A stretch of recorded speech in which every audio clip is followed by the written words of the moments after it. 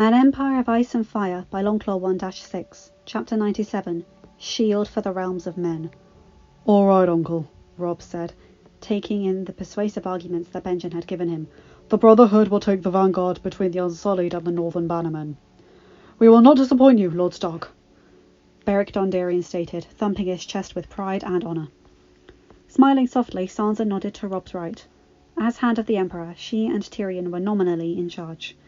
Marjorie took control of the non-combatants by being virtue of Lady of Winterfell, while Rob accepted command of the army itself. Lord Davos, tell us of the artillery. Davos, rubbing the stops of his fingers.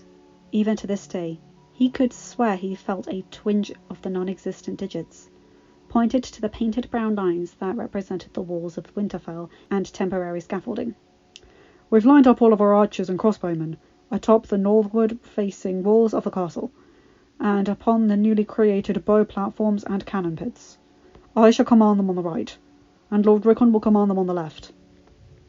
Dressed in his Stark armour, and with a bow slung over his shoulder, the youngest son of Eddard Stark watched the map with dark eyes. Not having left his glowering, depressive state since crying himself out after Bran broke the news of Jon. And Lord Tyrion will command those on the wall. Why does the Lannister dwarf get such a place of honour?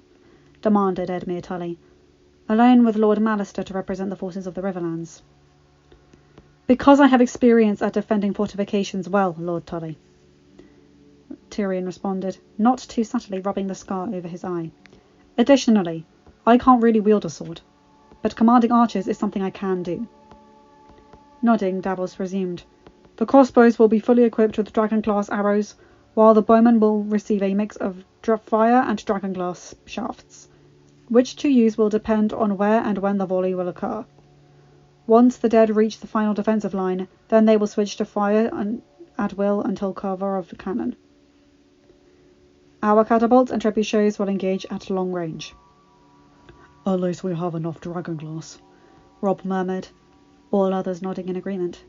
Yara Greyjoy's ships and the Free City's merchant fleets keeping the stream of dragonglass running smoothly, even to this day. The Maesters will run tents for the wounded in the armory, while the non-combatants will stay in the Great Hall. Yara Greyjoy's Ironborn Marines will man the walls and gates of the castle. We will guard them with our lives, Lord Stark, swore Yara. While great sailors, on land the Reavers were better served in fixed defences. She furrowed her brows. Wouldn't the civilians be better served in the crypt? A barking laugh came from Sir Bran. And what? Leave them in a basement of dead people when our foe is an ice monster that can raise the dead? Is there any dumbass out there that thinks that's a good idea? On second thought, no one among the War Council could imagine someone that would think putting civilians in the crypts made sense. Harry Strickland cleared his throat. For the cavalry assaults, Lord Royce and Lord Craighall will lead the left pincer, and Commander Strickland and Roccaro will lead the right pincer. Strickland eyed each man. There are to be no theatrics, my lord. Each dead man or beast will be just brought back by the Night King. So as soon as the charge peters out, withdraw behind my command in the final defensive line. Rest your horses and join the fight. Roccaro grunted something in Dothraki, which Missandei translated. The Blood Riders wish to know what will happen to the horses. The Westerlanders and Vale Knights leaned in as well. Any true rider cared about their horses just as much as their own lives. Rob sighed. We will try to use them to allow the survivors to flee to Moat Cailin, but if need be, our dragons will burn them. Once translated, the Blood Riders pursed their lips, sad but nodding in resignment. Lord Stark! It was the young Tommen Lannister, peeking his head from behind Jaime and Lyle. If the Empress is truly one of them... Ice descended onto the War Council as the elephant in the room. If she shows up, do we... There was no need to continue. Looking at Sansa, and then at Tyrion, then Missandei, then Grey Worm, and finally to Ser Jorah, who was looking on the verge of tears, but nodded his assent, Rob exhaled. Aye. We do the deed. It's a mercy. Ducking out of the room, as it moved into logistical discussions, Benjen found Mira waiting outside, looking a little green and cupping her stomach. The patriarch of the Starks quickly went to her. Are you all right, Lady Reed? A cold hand went to cup her forehead, checking for a fever. Need me to take you to the maester? Mira shook her head. No, I'm fine. She shivered at his chilly touch. Just nervous. I'm ready to fight. Benjen smiled at her. I find that no one is truly ready to fight in a war, but such isn't something we can help. He motioned for the charming young woman he hoped would be his niece someday soon. Robb has agreed to let the Brotherhood take position in the centre of the forward defences. That's good. But do they know Bran will be among them? Chuckling, Benjen shook his head. That shall be a surprise. His smile fell. Is he ready? Sighing herself, Mira shrugged. What else could she say? Bran, he won't speak to me about the battle. Only that he will assume the legacy of the first three-eyed raven. There are worse fates to assume, Lady Reed. Line break. Papa, Papa! Looking up from the broken cart, hammer in hand, the farmer looked up to see his bundled son and daughter running up into the barn. Papa! Taking the precious iron nail from where it was clenched between his teeth and setting it in a worn bucket, the farmer looked towards his children. Yeah, kids? What is it? The dragons are here! Both were practically jumping all over the walls, filled with glee. Dragons? Even in this remote corner of the Westerlands, 15 miles northwest of the Twins, the rebirth of House Targaryen had reached these lands. Lord Walder Frey hadn't been popular. His forced conscriptions, heavy taxes, and abuse of sacred rites leading the small folk community to cheer when the Targaryens took over after Frey was assassinated. But for the dragons to be here? I don't think the Emperor and Empress will show their faces here. A bellowing roar nearly shook the rickety barn. Eyes wide, the farmer raced out past his kids, the two of them following close behind. His jaw dropped, catching the great shapes gliding over the snowed farmlands. By the old gods, murmured the farmer. In the skies were two dragons. Dragons! Beasts thought once to be mythical, the only evidence of which being from an uncle who had seen Harrenhal's melted tower decades ago once before. A massive one, cream colour, close to blending in with the grey clouds blotting out the midday sun. Beside it was a smaller one, and sleeker, but no less fearsome. Red-orange skin, the hue of a beautiful sunrise. While he gaped, his children waved and jumped up in place. Edaron hooting, Rhaegar looked over the spot Arya pointed down to something on the ground. Hanging on to Sansenya's spines, he found 3 ant-like figures, 2 of them children waving at him. He smiled. Girl! Bank! Sansenya screeched, angling sideways, a move his sister mimicked. The children were given the gift of memories that their grandchildren would get earfuls of as the Crown Prince and Princess waved personally at them from atop the great dragons of House Targaryen, smiles on their faces as they journeyed ever northward. Line break. It was a great mist, an icy cloud that began to swirl, sparse for now, but slowly gathering in force and thickness until it would consume the battlefield, leaving the Imperial army blind in the freezing blizzard. All due to the hundreds of thousands of the undead horde arriving upon the seat of House Stark. Lowering his spyglass, Robb could spot the mass of the army of the dead appear in the Wolfswood, Van already halting in place. Unlike before, the entire complement was present, from men to monsters. All were monsters. Beside him, Sansa felt all warmth leave her. 7 fucking hells! That was my first reaction, Marjorie murmured. Even though she had seen the dead before, it was still a knife to the chest. Destructive. Desolating. Wiping out all hope and sucking the remains from their bones like black magic. From the Dothraki screamers and the Riverland men-at-arms that were ignorant of the threat until this day, to the hardened free-folk warriors and unsullied spearmen that had fought and bled to halt the horde at last hearth. All fell victim to malevolence. May the gods be with us. Kissing his wife on the lips, kissing his sister on the cheek, Robb scrambled down the steps and took his destrider, He passed by the sullen Balerion, the great dragon not having made a sound once since arriving from last hearth. I know you miss them, Balerion, but we need you to fight this day. The dragon merely cast a single eye upon him, not moving. Rob sighed, heading towards the gate. Unless Lord Tyrion or Lady Yara give the signal, you do not open these gates. Hopefully, it would not come to that. Rob had no hope that day. Dismounting her horse, the Night Queen passed by the bowing generals to reach the small hill upon which her king rested. Beneath the cliff face, tens of thousands marched into position behind them. Lines upon lines of corpses, moving no more than necessary. Shocked still once they arrived at their designated holding zones. She smirked, magnificent. Feeling nothing within her but the bitter cold of her dragonglass core, the Night Queen allowed herself a surge of triumph. Watch, Dragon Queen, as I turn all you care about into my servants.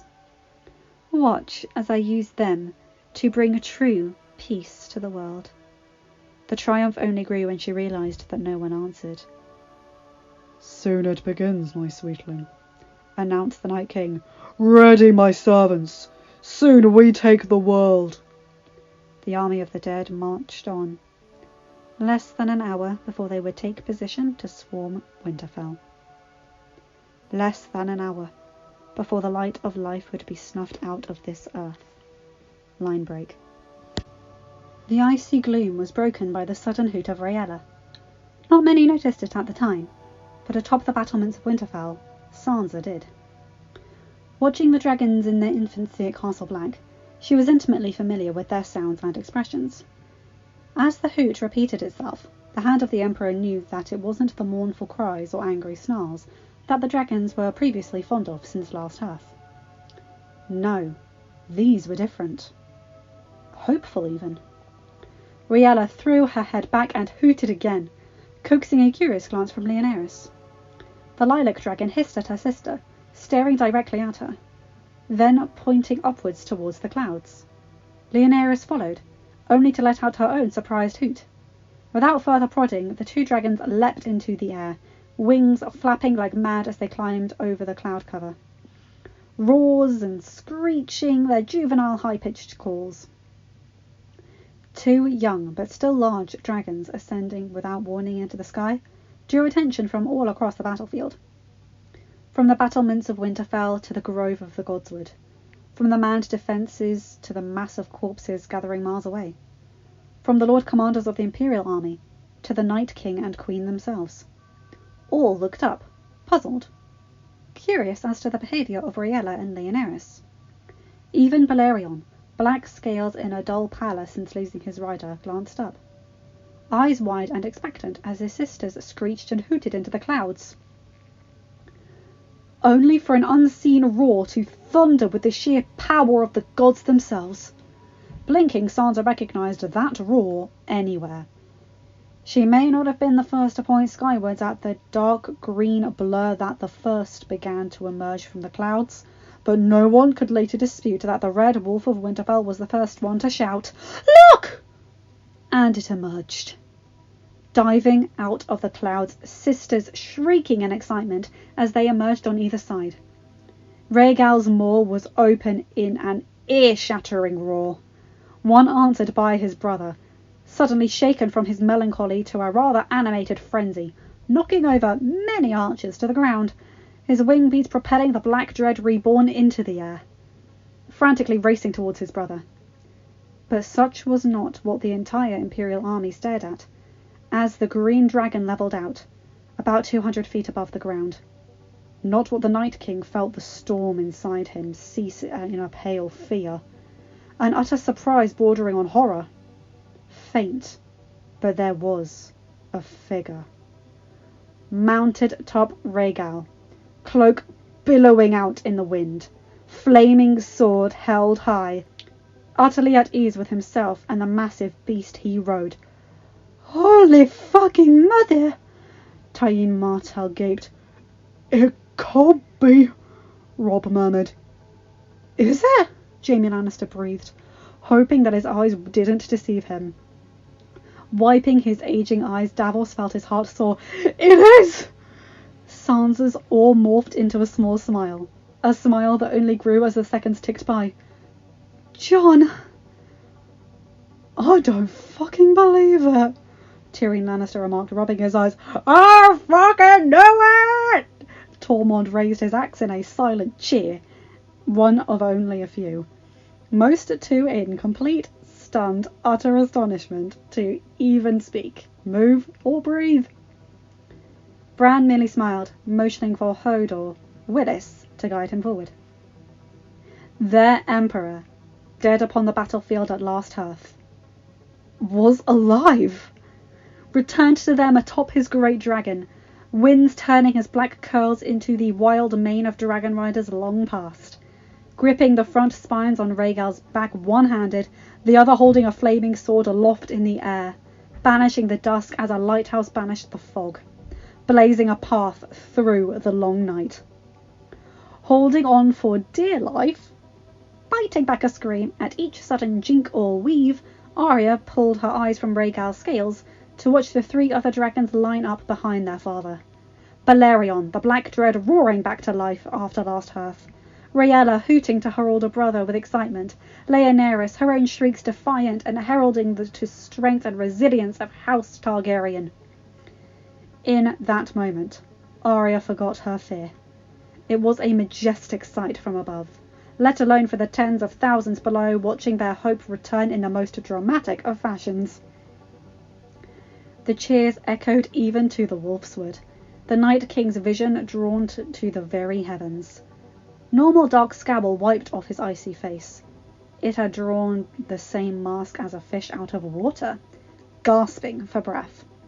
Glowing eyes wide, mouth agape, all he could focus on was the single figure atop the green dragon, clutching the flaming sword. My king? A gentle hand clasped his shoulder. The Night Queen concerned for her paramour. What is wrong? Impossible. Banking with furious flaps of their wide wings, the dragons descended toward the Winterfell castle. Just impossible. The Night Queen followed his gaze, only to find the smothered flame deep within her core reigniting. Jon! Dragons circling above, hooting and shrieking their love for their returning father. Rhaegal landed in the courtyard of Jon's childhood home with a thud. The Crannog men scrambling off with haste, soon joined by Ghost and Arya, in hugging the muddy ground. Jon soon joined, plopping down with a perfect dismount, smirking as Rhaegal leapt into the sky to join his siblings, letting the flames on Longclaw extinguish. Jon!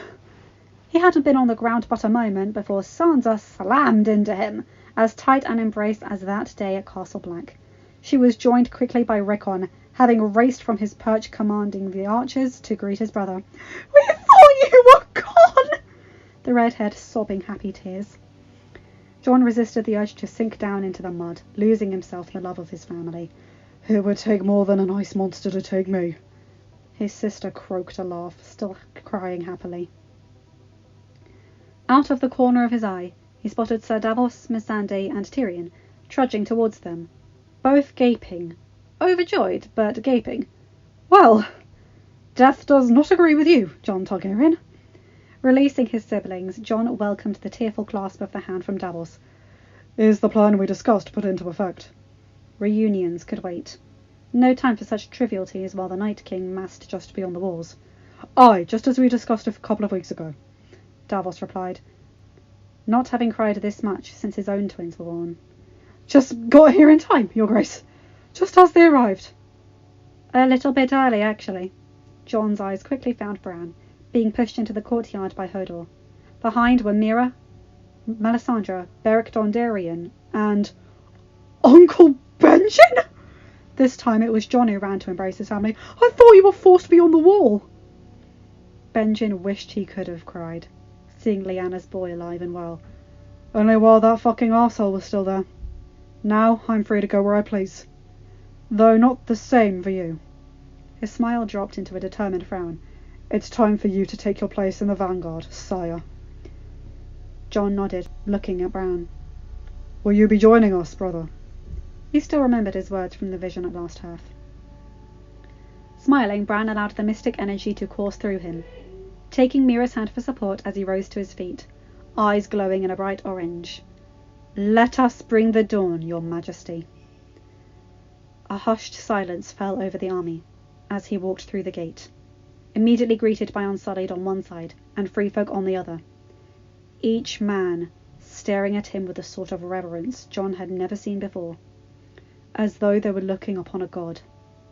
In spite of themselves, some wildlings even fell to their knees out of sheer awe, and wildlings never knelt. Shifting to his right, Jon met the distinctive eyes of Grey Worm underneath his helmet. "Welcome back, my Emperor," he stated with his own reverence. Jon couldn't help but grin, for he had brought emotion to even the Unsullied. "Kiesi magohon, ziri elegon, dolgonoho." He could almost see Grey Worm's smile underneath. "Mahegon, ziri elegon," he shouted, the Unsullied smacking their spears upon the ground in unison. It set off a chain reaction. "White Wolf!" someone shouted, until soon the entire army was cheering, "White Wolf! White Wolf! White Wolf!" In front of the army rested the 4 dragons, all staring at him with joyous twinkles in their amber eyes. Jon walked by each of them, whispering sweet words and scratching their scales. Leonaris, Rhaella, and even dour and frightening Balerion accepted the attention and affection from their father, almost like puppies. Soon would come the great fight, but for now the dragons welcomed a moment with their father that they thought they had lost. His racing heart calming, alive and bursting with fiery energy, Jon finally placed his arm on Rhaegal's snout. "I hope you're ready, boy." A whine came from the dragon, followed by a heated snort. Jon smiled sadly. "Aye, me too." Allowing his hand to slip away, Jon walked through the snowdrifts, the bright red-orange flames crackling and dancing as they flickered along Longclaw's rippled blade, eyes scanning the completely still lines of his army. Humanity's army. From the true north to Dorne, from New Valyria to the Iron Islands, from Braavos to Lannisport, all watched him as if he were a god made manifest. A Targaryen, unlike any Targaryen, brought before on this world, but godly nonetheless. Blood of Valyria, blood of the first men, Targaryen and Stark, 2 ancient magical bloodlines. Fire and ice. In the end, why wouldn't it have been him? Trudging, racing from his former position at the vanguard, Robb gazed upon him as a gaping fish. Jon smiled, letting his sword extinguish, which only served to add to his brother's shock. "What? But—" Unable to even finish his sentence, the Lord of Winterfell, nevertheless, threw his arms around Jon, fighting back tears. "How, brother?" he said as he pulled away. Jon chuckled, clasping his brother's shoulder. "I did it once. Shouldn't I be able to do it again?" Both blinked for a moment, then erupted into laughter. A joyous laughter and tears at being free from the wrenching agony of the last few weeks. In the distance, he watched as Arya ran into Gendry's arms, the two sharing a similar reunion. A sudden thump to the shoulder sent Jon staggering. "Will you stop fucking doing that already?" Tormund looked enraged, but his eyes were sparkling with happy tears. "All this dying and coming back. Shit. You're a real bitch, you know that?" "I know." Oh, did he know? Anger changing into the widest of grins, Tormund took the hand gripping his own around Longclaw and threw it up with his own. "Listen up, you bitches. We are facing the fucking army of the dead, and if you fucking think about pussing out like a gaggle of pansies, look at this man. He got battered and he's still here. He lost his lady love and he is still here. He fucking died twice and he's still here. If he can fight, so can you." John fought the modesty within, urging him to shrink. The lifetime of being a bastard ordering him to reject or run from praise of even a single person, let alone an entire nation. Many nations. The nations of the known world, all following and cheering for him. Kill the boy, John. Kill the boy, and let the man be born. He couldn't help but smile, letting the words of his Uncle Aemon at Castle Black surge through him. Words said by the young man in his prime, amongst the heroes and kings and queens of House Targaryen. His blood, his legacy, filling him with the same inferno as his second resurrection. Men and women of Westeros, hear me! John thundered. No one, let alone him, could fathom how it could do so. But it did, booming with the same fury as his dragon, carrying along the imperial line, carrying across the plain of the army of the dead itself. Only the Night King recognized such a roar, the same roar as Soren Targaryen had so long ago. As the Night King was the silent torment of death, Azor Ahai was the bright roar of life. Walking away from his brother and friend, John stood alone in front of his army, the men of the world listening to his every word. My name is Jaehaerys Targaryen, third of my name, Emperor of the Targaryen Empire.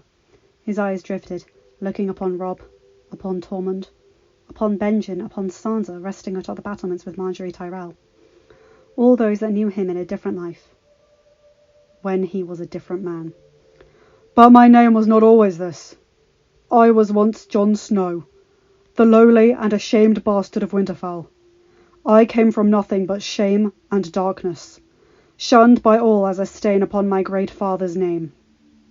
Glancing over his shoulder, the fire within him started to dim, knowing that out there in the Wolf's Wood was the malevolent monster that had consumed his beloved, the one who knew the true him before all others, who had taught him to truly love. Danu. Suddenly, the fire within him grew even hotter, furious and scorching. His eyes hardened to one of hate, one of majesty. Looking upon the men who saw him not as a bastard, but one step below a god.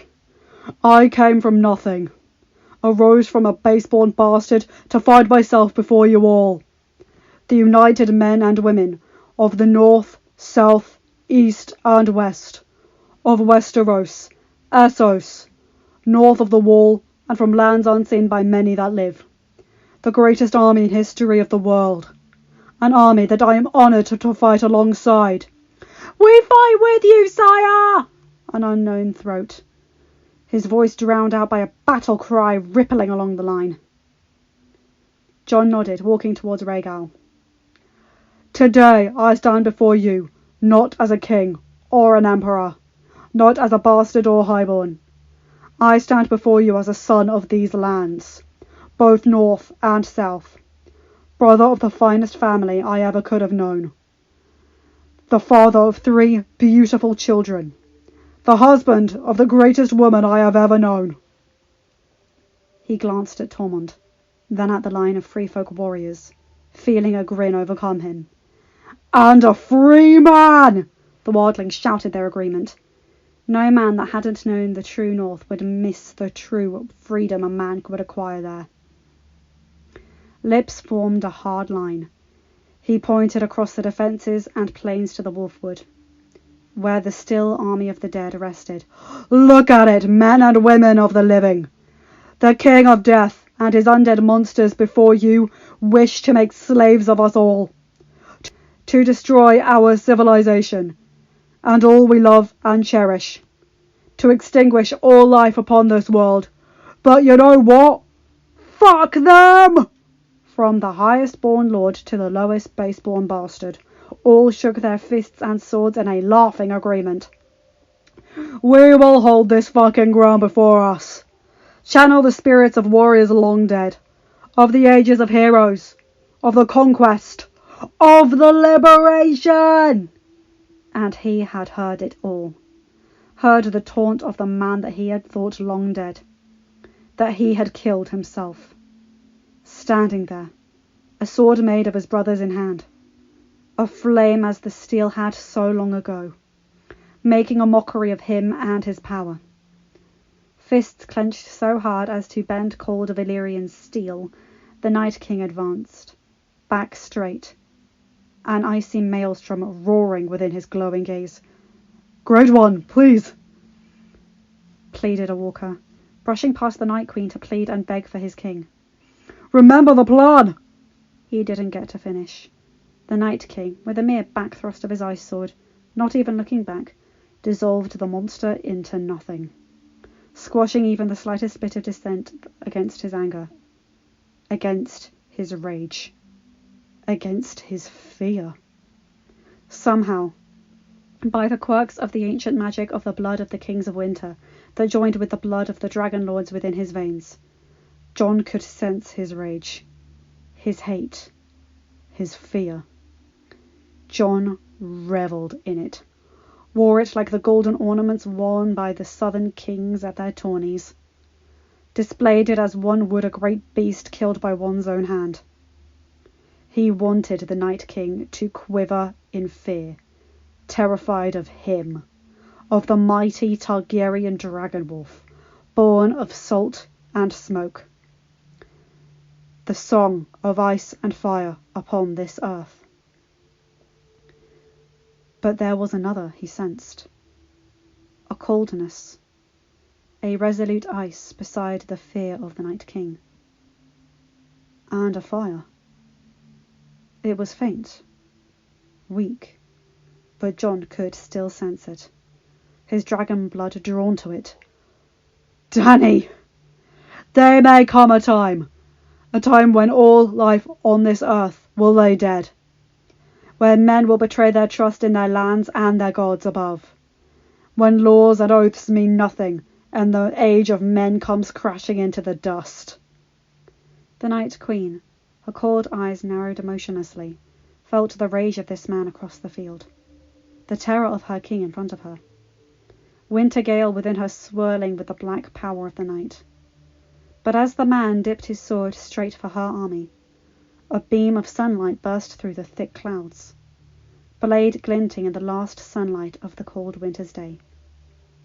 She felt the heat surge within her, erupting, roaring, filling her soul with a pain only just extinguished by the blizzard's power. All stared at the glimpse of sunlight, a common beauty not seen since the shroud of the Great Fall had engulfed the world. Even though he hadn't ignited the steel, the bright light catching Longclaw turned it into the bright dawn itself. "Azor Ahai," breathed Melisandre, watching as the vision that had guided her life for so long finally met reality. "But this is not this day! Ha! Woo!" All adopted the chant of the Northern Hoplites. "Ha! Woo!" He had reached Rhaegal, the great dragon lowering his shoulder for him, to which he took, climbing up. On dragonback, displayed for all the field to see. "This day I ask you all, my brothers, my sisters, to follow me into the darkness one last time, to fight the abominations that would erase all light and hope from this world. I bid you stand as free peoples, as proud warriors, as fathers, as mothers, as sons, as daughters. Together we will bring the dawn." "Azor Ahai!" the Red Woman repeated. "Azor Ahai!" whooped Benjen, picking up her cry. "Azor Ahai!" screamed Arya, so proud of her brother. "Azor Ahai!" yelled Gendry, warhammer drawn into the air. "Azor Ahai!" bellowed Grey Worm, spear drawn into the air. "Azor Ahai!" roared Jaime Lannister, widow's wail drawn into the air. "Azor Ahai!" shouted Bran, an orange glow suddenly arcing from his fist till a sword of pure mystical energy took shape, glittering with the collected power of past three-eyed ravens. Its glow was only eclipsed in the brightness by Longclaw itself. "Azor Ahai!" thundered Robb, ice drawn into the air. A shout, finally picked up by the whole army, told for months and years by the priests of R'hllor that Jon Targaryen was their prince that was promised, the reincarnation of the great warrior that had ended the first long night. Azor Ahai! Azor Ahai! Azor Ahai! Azor Ahai! The name of the great warrior long dead, hit the Night King with the same bite of the shard of dragonglass within him. The name of the man he had thought of as a brother, of who he gave his sister away to in the Godswood, of the very lad he gazed upon. The brother of the woman he had loved and married. The man that took his vengeance away from him, his control away from him, his love away from him. And now, the name upon which Soren Targaryen had passed into legend under rang through the Night King's ears once more, pushing the madness, stoking the madness, bringing him to the end of his tether and snapping it. The heat surged through Jon, from Rhaegal, from all his sons and daughters upon this field, from the men around him, from the sun, and from the spirits of the great gods and heroes dwelling within the heavens. Night gathers, and now our watch begins. His voice turned dark and gravelly, but still echoed far and wide. All soldiers hearing the variation of the oath of the Night's Watch, baptizing them in the great fraternity of brothers that predated all but houses Stark and Targaryen. Over 100,000 readied themselves, morale spiking now that their emperor had joined them, fought with them, and now all members of the Last Watch. We shall hold no lands, respect no banner, follow no lord, Jon had practiced, knowing exactly what to say. Though Arya and Howland had helped, most was natural. Until our deaths or our victory on this field, we will fight for the living. Growing restless, struggling to control his fear, the Night King looked to his queen, who only nodded, no one but her knowing of the conflict brewing within. Rhaegal felt the urge to roar, his neck craning on either side to spot his brother and sisters equally restless. We are the sword in the darkness. We are the watchers on the walls. With the mere command, seismic blasting a veritable shriek shattering the din, each walker abandoned their monarch, racing to their positions among the army with an inhuman speed. By now, the entire army was reciting the oath with Jon. Even the unsullied all screamed it at the top of their lungs. We are the fire that burns against the cold, the light that brings the dawn, the horn that wakes the sleepers. Ha! Hoo! Ha! Hoo! Eyes locking with the Night King, the monarch of death, Jon narrowed them in defiance. He turned back to his men, to the men, women, and children that manned the battlements, the trenches, and the earthworks. When he spoke, the entirety of the known world armies boomed with him. We are the shield that guards the realms of men! Jon lifted Longclaw high in the air, letting it ignite for the entire army to see. As to the last, the dragon wolf roared for all the living. For this night only, for we will bring the dawn! All the living erupted in a massive broadside, Rhaegal shrieking out a roar unlike ever before, his brother and sister joining only moments afterwards. Behind came the snarling wave of the Imperials, morale surging exponentially heavenward as they screamed their faith in their emperor and contempt for their enemy. Northmen hollered, knights smacked their plate armour, unsullied banged their spears upon their shields. Giants bellowed their powerful lungs, mammoths trumpeted, horses stamped their feet into the ground. Free folk snarled while the Dothraki screamed their undulated battle cries. Westerlanders unleashed their lion roars, the children of dawn hissing like snakes. Gingerly, but quickly, Jon climbed off Rhaegal's back. Stay high, boy. Fly safe, and bring your siblings when I give the signal. Rhaegal answered with a hoot and roared once more, before leaping into the air. Roars left the moor of Balerion, Rhaella and Rhaenyra before they took aloft to join him. Jon took one last look across the plain, to the Wolf's Wood, where he lay, finding his eyes, fiery grey colliding with icy blue as they both narrowed, challenging, sizing up, warning. I will kill you this night. Despite the distance, Marden Stark's malevolent hiss came loud and clear to Jon. You killed me before, and here I am, came the tongue-in-cheek, taunting reply.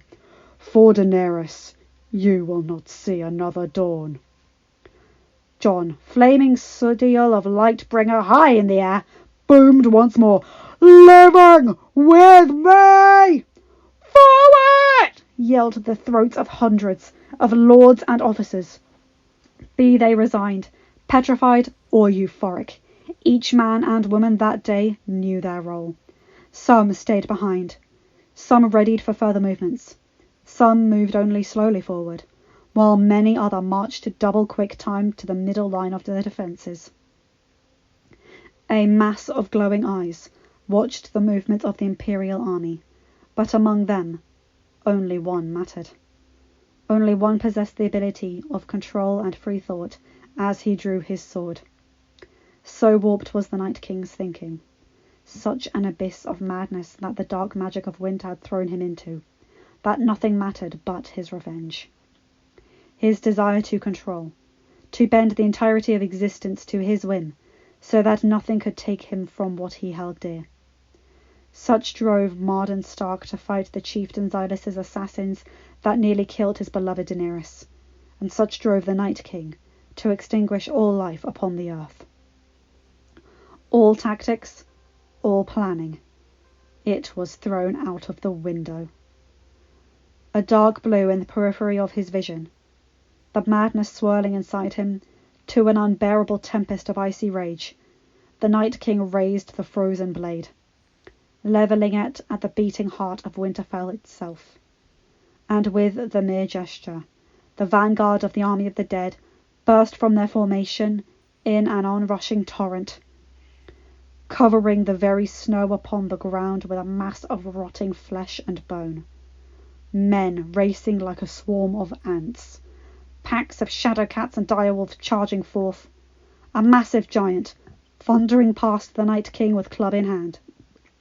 The winged demon Valthrax, undead Shriek channeling all the fury of each of the seven hells.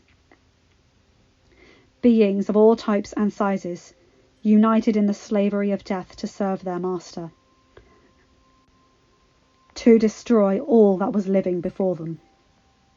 Men of the known world, from the highest born lord to the least, they felt they could win, for their emperor was back, and he was journeying into the gaping jaws of death itself alongside them.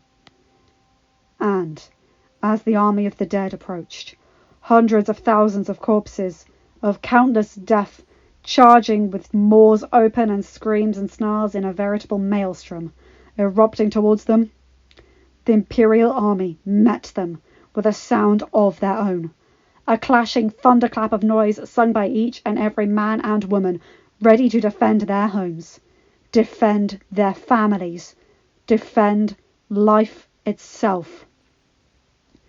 Looking to his right, Jon saw Benjen, black hands clutching around a massive great sword of dragonglass, lips pressed into a thin line. To his left was Bran, holding the glowing orange blade with a small smile on his face. It caused Jon to grin in spite of himself. "Howl!" began the Emperor, screaming his wolf howl at the van. The army joined him, just as the dead struck their first defences, the sound piercing forth to the Night King himself, to the Night Queen, stirring the fire burning weakly within her soul. Howl! End of chapter. Hi guys, hope you enjoyed that one, because That was thrilling. That really was. I'm buzzing. Okay, I'll see you guys in the next chapter. You guys know the drill. Like, comment, and subscribe. Yada, yada, yada. Bye.